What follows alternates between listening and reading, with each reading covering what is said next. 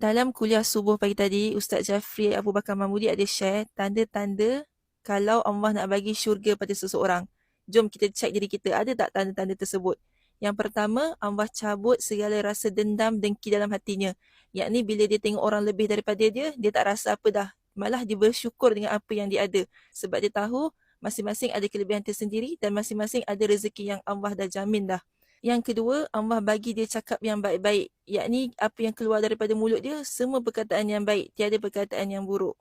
Yang ketiga, Allah akan buang ataupun Allah akan jauhkan dia daripada sahabat-sahabat yang buruk. Dan Allah akan dekatkan dia dengan orang-orang yang baik, orang-orang yang soleh.